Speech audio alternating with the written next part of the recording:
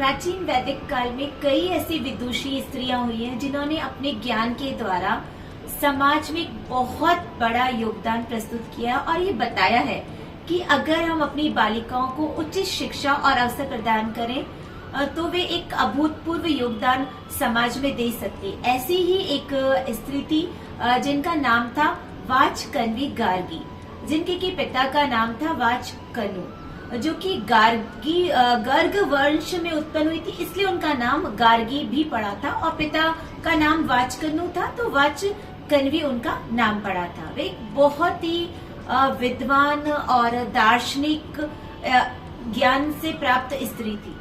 गार्गी को बचपन से ही उनके पिता ने दर्शन, धर्मशास्त्र, राजनीति शास्त्र और वेदों के ज्ञान से शिक्षित किया था। वे राजा जनक की सभा में उपस्थित प्रमुख विद्वानों में से एक थी। गार्गी को फिलॉसफी के क्षेत्र में उनके योगदान के लिए जाना जाता है। वे अपने समय में उपस्थित वेदों, फिलॉसफी, धर्म के जो बहस हुआ करती थी, वाद विवाद हुआ करते थे, उनमें एक प्रमुख भागीदार रहा करती थी। वे अपनी तीव्र बुद्धि और अंतर्दृष्टि ज्ञान के लिए जानी जाती थी। गार्गी विशेष रूप से ऋषि याज्ञवल्क्य के साथ अपने तीव्र प्रश्नों के वाद विवाद के रूप में जानी जाती है, जिसमें उन्होंने राजा जनक की सभा में अपने प्रश्नों से याज्ञवल्क्य जी, जनक को और पूरी सभा को स्तब्ध कर दिया था, प्रभावित कर दिया था। एक बार राजा जनक ने यज्ञ किया और उन्होंने देश भर के प्रकांड विद्वानों को बुलाया और राजा जनक के मन में ये इच्छा जागृत हुई कि पता लगाया जाए कि सर्वश्रेष्ठ विद्वान कौन है। तो उन्होंने गौशाला से 1000 गायों के सींगों में 10-10 तोला सोना बंधवा दिया और कहा कि जो भी सर्वश्रेष्ठ विद्वान हो वह ये ले जाए। जब कोई भी लेने नहीं आया तो याज्ञवल्क्य जी ऋषि उठे और गायों को बांधकर ले जाने लगे। तब भरी सभा में गार्गी खड़ी हुई और बोली, ये सही बात नहीं है, आप इन गायों को इस प्रकार कैसे ले जा सकते हैं? हमसे शास्त्रार्थ करें तभी आप इन गायों को ले जा सकते हैं। गार्गी ने कहा, राजन आज्ञा हो तो मैं प्रश्न करूं। याज्ञवल्क्य जी से प्रश्न पूछना गार्गी ने आरंभ कर दिया। गार्गी ने सबसे पहले प्रश्न किया कि हे ऋषिवर, जल के बारे में कहा जाता है कि हर पदार्थ में घुल मिल जाता है, तो ये जल किस में जाकर मिल जाता है?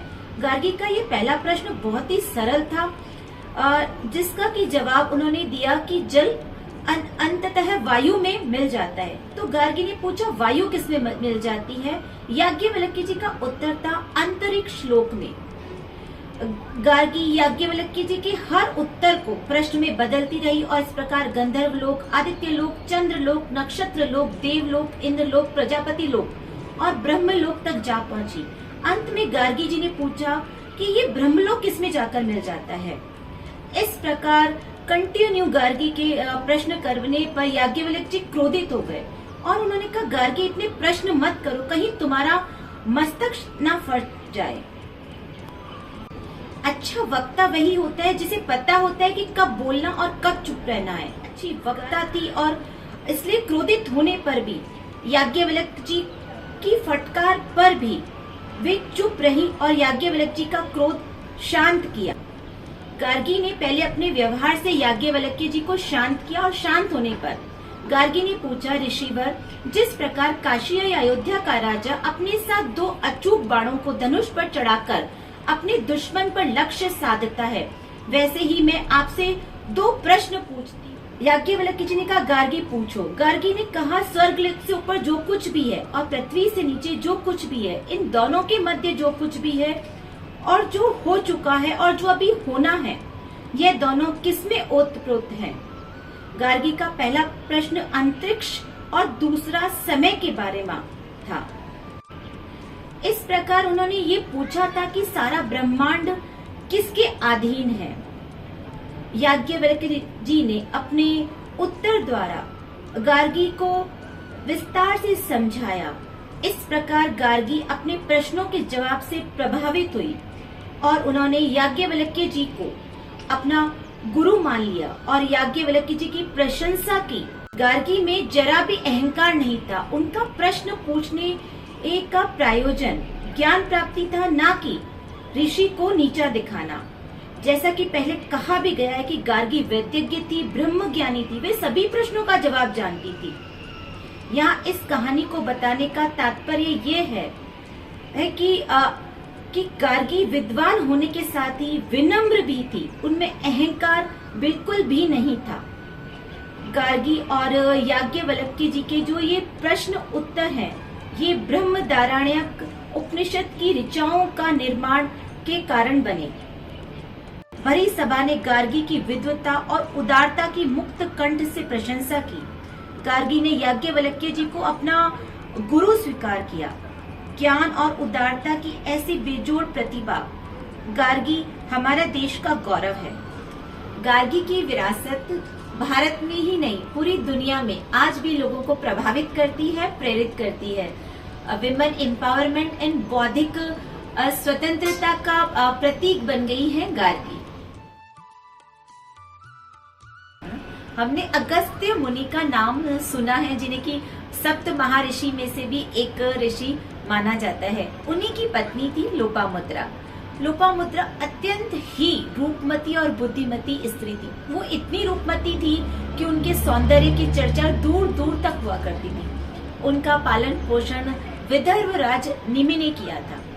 इतनी वैभव में पलने के बाद भी, इतनी रूपमती होने के बाद, बुद्धिमती होने के बावजूद भी, जब ऋषि अगस्त्य ने उनसे विवाह करने की इच्छा प्रकट की तो उन्होंने मना नहीं किया। सभी ने बड़ा आश्चर्य किया कि क्यों इतनी रूपमती और सुंदर स्त्री अगस्त्य जैसे ऋषि से शादी करने के लिए तैयार हो गई है। पर उन्होंने जब अगस्त्य मुनि को अपने पति के रूप में चुना तो उन्होंने अपने राशि आभूषण और अपने राशि वस्त्र त्याग कर वल्कल धारण कर लिया और उनके साथ वन में रहने लगी। ऋषि अगस्त्य की सफलता के पीछे लोपामुद्रा का एक बहुत बड़ा हाथ रहा है। उन्होंने ऋषि अगस्त्य के उद्दंड तथा रूखे व्यक्तित्व को कोमल और उर्वर व्यक्तित्व में परिवर्तन किया। अगस्त्य ऋषि जब तप कर रहे होते, साधना कर रहे होते या हिमालय की ओर कूच कर लिया करते थे तो लोपामुद्रा अपने एकाकी जीवन में जो वनवासी बच्चे होते थे, ऋषि कुमार होते थे, या पेड़ पौधों के बारे में उनको शिक्षित किया करती थी। पेड़ पौधों का पालन पोषण के बारे में उन्होंने काफी काम किया था। लोपामुद्रा को महात्रिपुर सुंदरी से श्री विद्या का ज्ञान और वर मिला था। उन्होंने अपने पति को भी और जीवन में लोगों को भी ये समझाया कि मनुष्य जीवन में योग और भोग दोनों होना चाहिए। उन्होंने अपने वेद मंत्रों में पुरुष और स्त्री संबंधों की व्याख्या की, जो कि ये बहुत ही निर्भीक और निडर कार्य था। उनकी वाणी में आत्मबल का तेज था। रामचंद्र जी जब वनवास के लिए गए थे तो लोपामुद्रा अगस्त्य से मिले थे, उनके आश्रम गए थे। पुराणों के अनुसार लोपामुद्रा को काशी के राजा से विपुल संपत्ति प्राप्त हुई थी। उनके पास एक अक्षय थाली होने का भी उल्लेख मिलता है। लोपामुद्रा दक्षिण भारत में वेदों के ज्ञान का प्रसार करने के लिए तथा अपने पति को प्रेरित करने की भूमिका के लिए प्रसिद्ध है। अगस्त्य मुनि जब दक्षिण जाने की योजना बना रहे थे तो लोपामुद्रा उनके साथ जाने की पेशकश करती है। अगस्त्य मुनि हिचकिचा रहे थे और मान रहे थे कि महिलाएं आध्यात्मिक खोज से विचलित हो जाएंगी, तो लोपामुद्रा उन्हें अपने ज्ञान का परीक्षण है और आसानी से सभी सवालों का जवाब दे देती है। उनकी बुद्धिमत्ता और भक्ति से प्रभावित होकर अगस्त्य मुनि उन्हें अपने साथ ले लेते हैं। अगस्त्य और लोपामुद्रा ने मिलकर दक्षिण की यात्रा की, वहाँ लोगों में वेदों का ज्ञान फैलाया, नए मंदिरों और आश्रमों की स्थापना की। उनकी शिक्षाओं का भारत के लोगों पर गहरा प्रभाव पड़ा। हिंदू पौराणिक कथाओं और भारतीय इतिहास में लोपामुद्रा ज्ञान, भक्ति और स्त्री शक्ति के प्रतीक के रूप में प्रतिष्ठित है। उनका जीवन और शिक्षाएं भारत और दुनिया भर में लोगों की पीढ़ियों को प्रेरित करती हैं।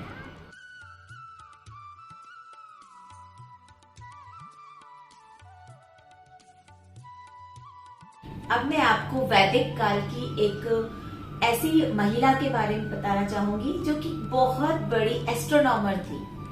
वो थी अपाला। अपाला अत्रि ऋषि की पुत्री थी। पुरुष प्रधान क्षेत्र एस्ट्रोनॉमी में उनके योगदान के लिए उन्हें हमेशा से ही याद किया जाता रहा है। अपाला एक बहुत बड़ी विदुषा स्त्री थी, उसके साथ साथ एक ग्रेट फिलोसोफर भी थी, यानी दार्शनिक भी थी। अपाला का एस्ट्रोनॉमी ही नहीं, धातु विज्ञान में भी उनका योगदान अविस्मरणीय रहा है। त्रि ऋषि की पुत्री अपाला बचपन से ही अत्यंत मेधावी और कुशाग्र बुद्धि की स्वामिनी थी। अपाला ने ध्रुव तारे और विषुवों की खोज की स्थिति की भी खोज की थी, जो नेविगेशन और टाइम कीपिंग के लिए उपयोग किए जाने वाले महत्वपूर्ण खगोलीय माप थे। अपाला धातु के काम की कला में कुशल थी और उन्नत धातु मिश्र धातु बनाने में सक्षम थी, जिसका उपयोग हथियारों और अन्य उपकरणों के निर्माण में किया जाता था। अपाला के योगदान को आज भी पहचाना और सराहा जाता है और देश को उन पर गर्व है। उनका उदाहरण शिक्षा के महत्व और ज्ञान की खोज की याद दिलाता है।